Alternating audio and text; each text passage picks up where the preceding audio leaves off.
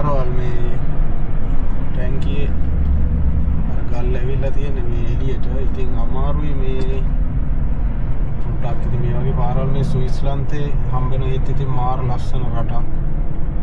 මන්ද අපේ රටවල් කොච්චර ලස්සන කරන්න පුළුවන්ද කියලා හිතෙනවා. මේ මිනිස්සුන්ගේ වැඩියෙන්ම තියෙන මේ මිනිස්සුන්ට කඳු. ඉතින් මාරම ලස්සනයි. ඉතින් මේ වගේ පාරවල් ගොඩක් හම්බ වෙනවා. ඉතින් අර ස්විස්ලන්තේ පොඩි තැන් වලට බඩු ගේන්න උනාට පස්සේ ගොඩාක් කල්පනාකාරී වෙන්න ඕනේ. මේ අපිට දැන් අපිට ටොම් නෙවෙයි මේ මොන මැප් එක තිබ්බත් වැඩක් නැහැ. අනිවාර්යයෙන්ම පාරේ තියෙන මාර්ග සංඥා ගැන ටිකක් අවබෝධයක් ගන්න. නැත්තම් එහෙම අපි ඇත්තටම මේ මාරම අපහසුතාවයකට පත් වෙන. මොකද අපි මේ රටවල් ගැන අපි දැනගෙන යන ගමනක් නෙවෙයි මේක.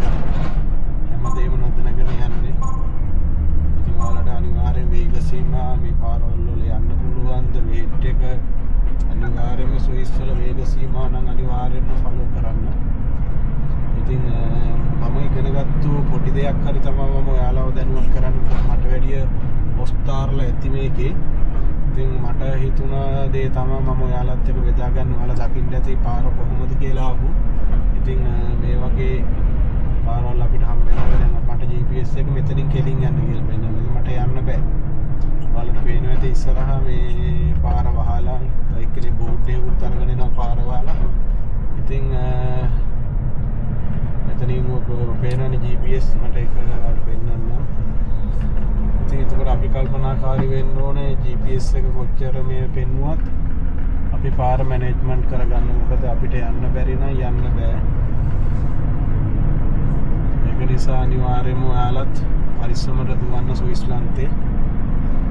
ස්විස්ලන්තේ විතරක් නෙමෙයි හැම රටකටම ගියාට පස්සේ මාර්ග සංඥා ෆලෝ කරන මේ GPS කියන ඒවා 100% සාර්ථක නැහැ. මොකද මේ ඕස්ට්‍රියාව වලටයි ස්විස් වලටයි මන්දම මොනන් තාව වෙනකම් මට සෙට් වෙලා නැහැ හරියට යන්න පුළුවන් GPS එක. ඔය හරි වරද්දනවා.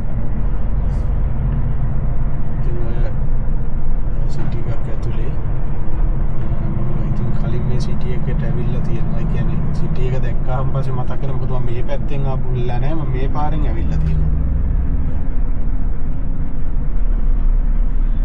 ඉතින් ඔයාලට පේනවා ඇති මේකත් නගරයක්.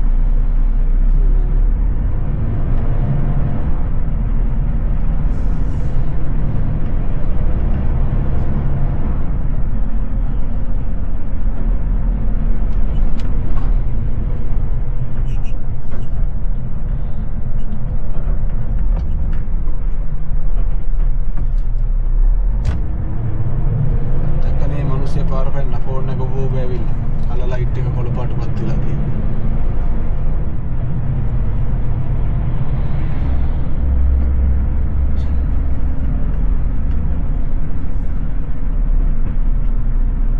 මාරම ලස්සන. ස්විස්ලන්ත කියන්නේ හිත නතර වෙන තැන. ඉතින් අපිට මෙහි වීසා එකක් ගන්න ගොඩක් අමාරුයි. ඒ කියන්නේ මම දන්නේ නැහැ කොහොමද ගන්න කියලාවත් මම try කරේවත් නෑ. මොකද මේ මෙහි ඉන්න කට්ටියගෙන් අහුවට පස්සේ ඒ කට්ටිය කියන දේවල් එක්ක ඇත්තටම try කරන්නවත් හිතෙන්නේ නෑ. මොකද එයාලා කියනවා එක එක දේවල් හදන්න ඕනේ. ඇත්තටම මේ process එක ගැන ඇත්තටම මම පොඩ්ඩක්වත් try කරේ නෑ document එකක් හදන්නේ කොහොමද කියලාවත්. languages ප්‍රශ්නේ තියෙන ඉඳලා මට හම්බෙලා තියෙන කම්පැනි වල බඩු බාන්න ගියාට පස්සේ මේ ලංකාවේ කට්ටිය වැඩ කරන හැබැයි ටැමිල් ලංකාවේ සිංහල කට්ටියක් ඉන්නවා. ඉතින් මේ මිනිස්සුන්ගෙන් දෙයක් අහලා නම් දැනගන්න කියන එක ටිකක් අමාරුයි. මම කලින් පාරේ හරවන්න නැතුව මේ පැත්තෙන් ආව එක හොඳයි. මේ පාරේ කෙලින් ගියා නම් මට මෙහෙන් එන්න පෙන්නන්නේ පාර. නෑ තව ඉස්සරහේ. ඉතින් මේ පාරේ අර කන්ද උඩින් වගේ එන්න තියෙන. ඉතින් මේ පාරේ මට එන්න බෑනේ. ඉතින් ආරට පේන දොයි පුටු සැටි එළියට දාලා තියෙනවා. මේ මිනිස්සු පාවිච්චි කරලා ඉවර කරලා එළියට දාලා දෙනවා. තව කෙනෙකුට ඕන නම් අරයි යන්න නැත්නම් නගර සභාවට අරයි යන්න. ඉතින් කියනවානේ මේකේ තියෙන ලස්සන මාරම ලස්සනයි. මේ ලස්සන වැඩක් නෑ කතා කරලා. මේ ඔක්කොම කැමරා පෙට්ටිය ඔය තියෙන්නේ. වේග සීමා මොකද ලයිට් එක තැඹිලි පාට පත් වුණාට මට නතර කරගන්න අමාරුයි.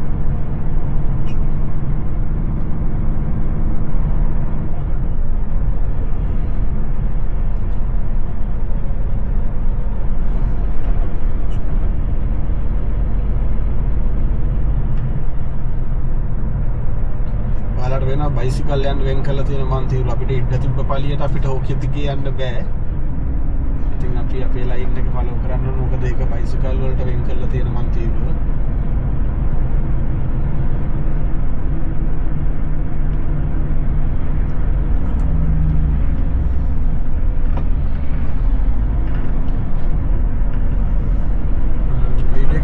දිගයි. ඉතින් මට දිග වීඩියෝ එකක් හරි කවන්නේ ගන්න ඕනේ කියලා හිතුනේ. ඇත්තටම ගොඩක් කට්ටිය ඉන්නවා ලංකාවේ ඉඳලා එන්න ගොඩක් ආසාවෙන් ඉන්න කට්ටිය ඉන්නවා. ඉතින් කොහොම හරි කවන්නේ එන්න ඔයාලත් මොකද මම ට්‍රක් ඩ්‍රයිවර් කෙනෙක් විදිහට ආපු කෙනෙක් නෙමෙයි යුරෝපෙට. මාත් එක මැෂින් ඔපරේටර් වලට ඇවිල්ලා සවල් ගහලා පානු හාරලා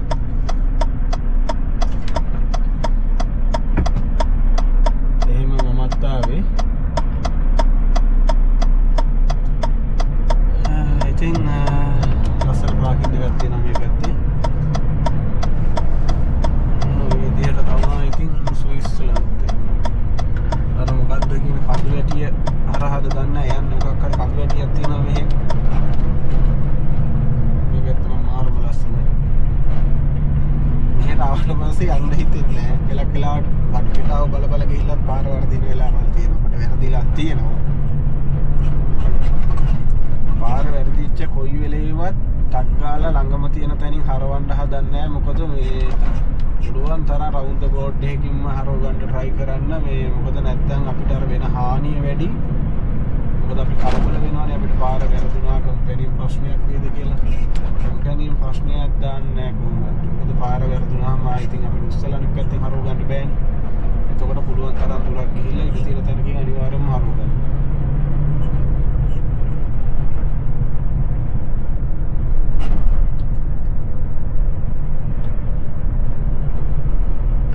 පාරේ මම මේ ගිය පාරක් හින්දා පොඩි ලෝඩ් අයිඩියා එකක් තියෙනවා. මොකද මම කලින් ලෝඩ් දෙකක් බාන්න ගියා. තව ඉස්සරහා තියෙන මේ කලර් ලයිට් එක නෙමෙයි, තව කලර් ලයිට් එක ඉස්සරහා තියෙන එතනින් මම එතන කිට්ටුවම තියෙන කම්පැනි එකට තමයි බඩු බෑවේ. ඉතින් ඒකත් බෑ පාර අයිනේ වගේ නාස්තගෙන.